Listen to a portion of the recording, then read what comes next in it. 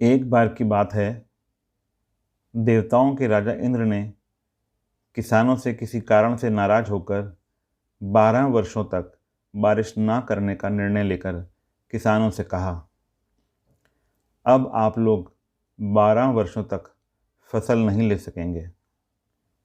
सारे किसानों ने चिंतातुर होकर एक साथ इंद्रदेव से वर्षा करवाने हेतु प्रार्थना की। इंद्र ने कहा, यदि भगवान शंकर अपना डमरू बजा देंगे तो वर्षा हो सकती है।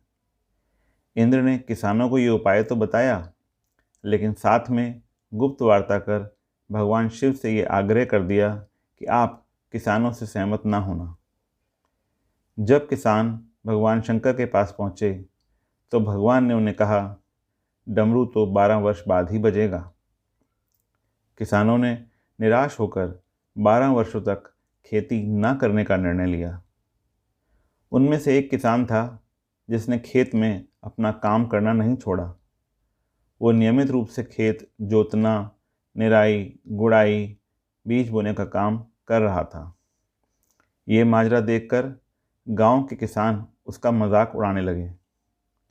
कुछ वर्षों बाद गांव वाले इस परिश्रमी किसान से पूछने लगे, जब तुम्हें पता है कि 12 वर्षों तक वर्षा नहीं होने वाली, तो अपना समय और ऊर्जा क्यों नष्ट कर रहे हो? उस किसान ने उत्तर दिया, मैं भी जानता हूँ कि 12 वर्ष फसल नहीं आने वाली, लेकिन मैं ये काम अपने अभ्यास के लिए कर रहा हूँ, क्योंकि 12 साल कुछ ना करके मैं खेती किसानी का काम भूल जाऊँगा। मेरे शरीर की श्रम करने की आदत छूट जाएगी। इसलिए ये काम मैं नियमित कर रहा हूँ, ताकि जब 12 साल बाद वर्षा हो तब मुझे अपना काम करने के लिए कोई कठिनाई ना हो। ये तार्किक चर्चा माता पार्वती भी बड़े कौतूहल के साथ सुन रही थीं। बात सुनने के बाद माता भगवान शिव से सहज बोलीं, प्रभु, आप भी 12 वर्षों के बाद डमरू बजाना भूल सकते हैं। माता पार्वती की बात सुनकर भोले बाबा चिंतित हो गए।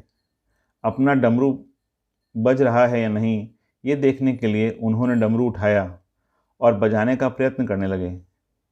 जैसे ही डमरू बजा, बारिश शुरू हो गई।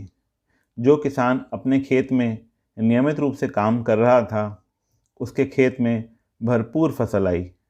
बाकी के किसान पश्चाताप के सिवाय कुछ ना कर सके।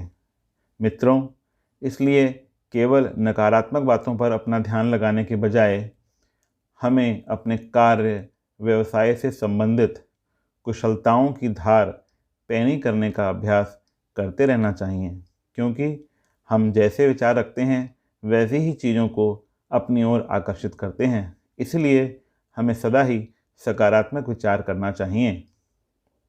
दोस्तों, उम्मीद करता हूँ कि आपको हमारी कहानी पसंद आई होगी। कहानी पसंद आई है तो वीडियो को लाइक करें, चैनल पर यदि नए हैं तो चैनल को सब्सक्राइब करें और हाँ, नोटिफिकेशन बेल को ज़रूर दबाएं, ताकि अगली अपडेट सबसे पहले आपको मिले। धन्यवाद।